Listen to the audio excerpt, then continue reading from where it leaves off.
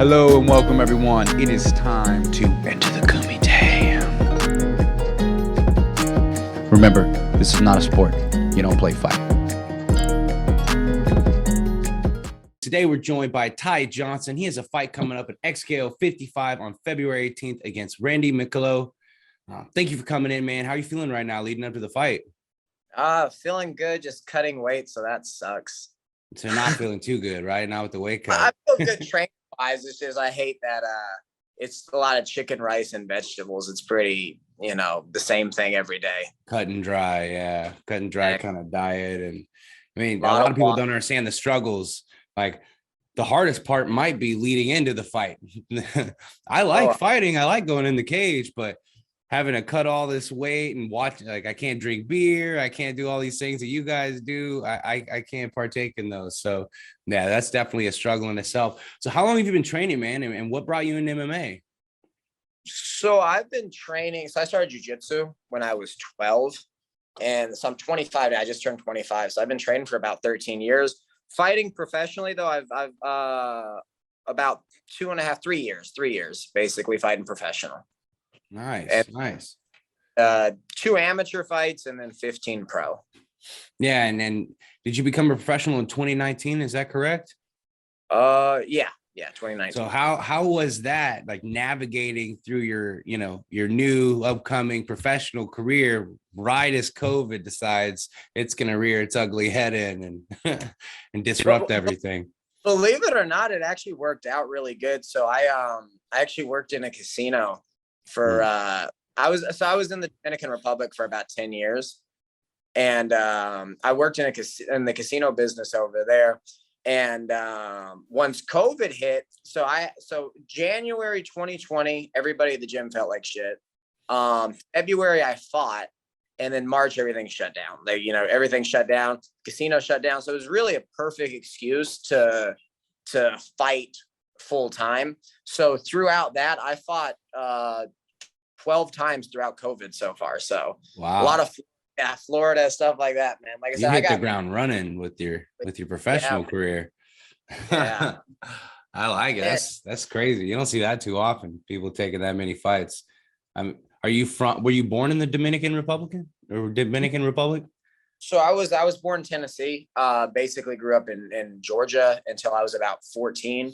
And then I moved to the DR and I stayed there until I've only been in Texas for about a month and a half, almost 2 months. I know you started with jiu-jitsu, but do you have any specific martial arts that you prefer or just feel natural to you? Anything grappling, man. I did every sport you could think of, dude. I sucked at everything. I just happened to have a knack for fighting. I hear that. I've been hearing that a lot with fighters. They're like, I wasn't good at basketball or baseball, but I could fight. Oh, bro, they weren't good, but dude, I was trash, homie. Like I was like the worst of the worst, man. Every sport except for like yeah. So we got to give proper credit where credit's due. Where do you train, man? And what do you think your team brings to the table that's special to them? So I train out of Frisco, Texas at Next Generation. It's under Chris Brennan. He's the main MMA coach and the jiu-jitsu coach. I train with Lucas Brennan for wrestling. And Lucas actually just fought in Bellator. And he won cool assassin choke, man. He first round submission. So he's 6-0 in Bellator right now. Really good black belt. And then striking, I work striking with Cody Walker, he's fought in Bellator and stuff. He's very, very good striking coach. So I got a great team behind me. I came out here just to visit. So my sister lives in Frisco and my other sister lives here in Plano. So I came out here to visit for 2 weeks from the DR. I was in a fight camp already, so I just wanted to look for a place to train. When I saw it was Chris Brennan, like his gym there, Next Generation in Frisco right there, I haven't trained at any other gym since, man. Like I changed my thing from a 2-week vacation to I ended up doing the whole camp there, so 6 weeks. And then I did the fight, I won the fight, and then I just made the decision to move out here full time, man. I like it. Yeah, that definitely sounds like you got a good team behind you. Very specific coaches teaching you very specific things, and that's really good experience to have in your corner as well. On the highest levels of the game, they're kind of desensitized to all the flashy lights and this and that, and they can give you a real life perspective on, what it is that you're actually doing, not covered up with all the, fantasy and, the rose tinted glasses. Yeah, like over there in the DR too, man. And it's I was the best guy in the room, and now I'm not. It's great. I don't want to be the best. I want to always get better. So you got guys like Cody that just fucking box my face off, or Lucas that takes me down when he wants to. You just got to get better, So I love it, and this is why I came out here. Yeah.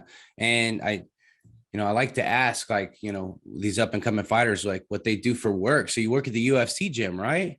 Yeah, it's UFC Fit, so it's a little like the UFC gym is a little more martial arts based, and then UFC Fit, they're trying to, it's like blue and white. UFC gyms like black and red. They're trying to make it a little more fan friendly for like soccer moms, stuff like that. Mm-hmm. So you won the Fighting Force belt, right? At 145? Yeah, at 145 it was. Yeah, it was nice, man. How was that from winning your first title? Oh man, it was cool, and I fought a really good guy. So the guy I fought, he actually fought for the Titan FC world title. He fought at 125 pounds, so he did come up weight a little bit. It was kind of a last minute thing, but still really good guy. I think he was like 6-1 or 6-2. Super good striker. I nullified that, and I wasn't gonna.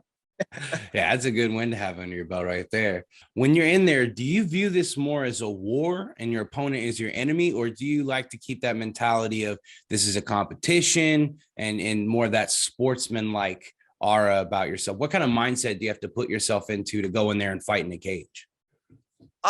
So at the beginning of my career, I was really just jiu-jitsu based. So I would take people down, not even really hit them, man. I would just try to get submissions and but now, I kind of go in there like excited to hurt people a little bit. A little bit, man. Once I started knowing I could like elbow people in the face, I was like, oh, this is so much cooler. This is way fun. Yeah. This is way definitely opens up your options as a jiu-jitsu artist too, because they're already worried about the submission and about all the different positions that you feel comfortable in, and now they got to worry about ground and pound as well. It definitely opens up those submissions, I'm sure, too. Yeah, my last fight, I elbowed the guy so much he just turned away and basically gave me the choke. There wasn't really any defense done. He didn't defend it at all. So we have a saying here at Enter the Kumite: this is not a sport. You don't play fight. What are your thoughts on that? Do you view MMA as a sport, or do you see it as something more than that? Well, it's definitely a sport. Yeah, I mean, you don't play fighting in the sense of, you can't have like 1 foot in, 1 foot out, but like it is important, I think, to be interested in other shit, because if you just literally immerse yourself into something 100%, it almost becomes like a job. You still want to try to like it, I like training. That's the move out here helped me out a lot. Like I said, over the other gym, I got comfortable. Like I said, I was the best dude over there. So coming to a new gym where I'm not the best dude, it kind of gives you gotta just have goals, man. If you have goals to get better, like I still have that, even though I'm not the best dude in the gym right now, like my idea is I want to eventually, be up there with the dude. So it's something to kind of push towards. But yeah, you can't play fighting. That's true. There's a lot of people that just fight to say they're pro fighters, and it's kind of dumb, like you gotta actually stuff, man. Like you can't just take a fight to say you're a pro fighter. Yeah. And there's going to come a fight where someone shatters that little fantasy that you have in your head that, this is all for fun and games. 100%. Yeah, doing this and you're not going to like it too much. Yeah, right. Exactly. You got to be able to, understand that you're not invincible, and that, like people are going out there to hurt each other. So was there anyone specifically that inspired you when you were growing up? Was there someone you saw as a young man and thought like, I can do that, or I want to do that? Not really anybody in particular. So my sister actually, my older sister started practicing judo, and I always wanted to do it, but they wouldn't let me, grades or whatever, even though I was like a straight A student. They said I had like low A's, so they wouldn't let me fucking do judo. And then eventually we got into jiu-jitsu and stuff like that, and then just from there I just always liked competing. I loved it, nobody in particular that I like looked up to in jiu-jitsu, maybe guys like Marcelo Garcia, Lucas Lepre and stuff. And then in MMA, man, this is so many guys I like trying to like kick style. I still haven't even found my style yet. Like I'm obviously grappling based, but I'm always getting better. My hands and stuff like that. My wrestling's getting better. So who knows where I'll be in the next few years, like style wise, Right. So I like to ask in all of my interviews just one particular question, because I feel like it says a lot about someone without having to ask too many questions. Why fighting, man? Why is it that you chose a path that really challenges the limits of your spirit and your self-confidence? Is that's a hard route to go, but what is it about fighting that made you want to pursue that? Man, so I was like balls deep in jiu-jitsu. I wanted to be a jiu-jitsu guy, man. And what had happened was when I first got into fighting was there was a couple guys from the gym and they were going to do some amateur fights, just amateur MMA fights. So, I was there to help them obviously with the grappling part. But I was going to all the practices. And at the end, I think like 2 of them pulled out and it didn't seem like we were going to do it. So I just said, hey man, I'd like to do it. And I did my first AMI fight.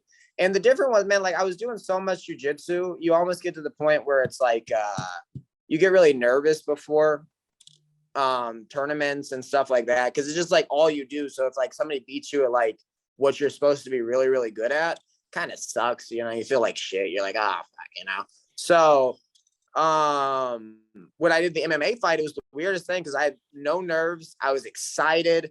And then same thing, man, like I walked out, still no nerves. And I went out there. And since then, man, like MMA has just been like a rush that I didn't have in jiu-jitsu that it just, after my first fight, man, I knew it. I was like, this is what I want to do. So I kind of put jiu-jitsu on the back burner and just focused on MMA 100%. Yeah, man, I like it. Feel that energy from the crowd, boy. You know what I'm saying? I wish I did. I like fighting. I love fighting. I immersed myself in the fighting world as an analyst and everything. But once I came across those like really strong wrestlers, I was like, nah, man, I'm out. I like to do the flashy striking and stuff. Where are you going, man? Where do you see yourself being in 5 to 10 years? And if you could choose any MMA organization to be a part of, what would it be? No, obviously I want to get to the big leagues, man. That's like one of my goals is like XKO is a great promotion. I'm really excited to fight for them and stuff. But even after this, I want to go to bigger things like, maybe an LFA, Fury, stuff like that.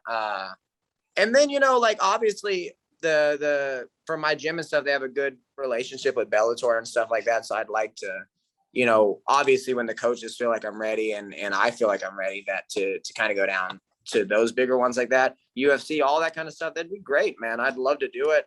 All I know is now I just have to, keep training hard, learn as much as I can. And, like I said, I'm not a fool, man. I'm not dumb and stuff like that. I know I still got to train a lot, but, I'm not scared of hard work. I'm a disciplined dude. So I'll get there, Yeah, no, I like it, man. So do you want to make any shout outs or do you have anything you want to say to the people tuning into your fight? Hey, man, if anybody tunes in, I appreciate you guys. There's going to be a lot of guys probably watching the pay-per-view and stuff back in the DR. So I appreciate all you guys. Obviously, my team and stuff, Next Generation, Chris Brennan, Lucas Brennan, Cody Walker, all those guys, everybody at the gym that's going to come. Even here, man, like I think a lot of people from UFC Fit here in Allen, Texas, they're all going to come out and watch me fight. Family, like my 2 sisters and stuff like that, they're super important to me, man. They're the reason I came out here to Texas. So even you guys like doing this interview and stuff, man, thanks for taking the time out of the day to do this with me and stuff, so I'm just a kid that grew up in the DR and now I'm fighting over here in Dallas, Texas and stuff. So dude, I'm super, super happy, just grateful for everything. Yeah, man, we love it. Like, we talk about stuff and we put y'all's name out there, but your fighting does the rest. You guys give us stuff to talk about. So, thank you for coming in and talking with us and, sharing your thoughts and your insights. Do you have a message you'd like to give to Randy Mikolo? Yeah, dude. it's all respect at the end of the day, but man, I've trained too hard and stuff, so the dude's gonna get fucked up. You know what I mean? It's all respect.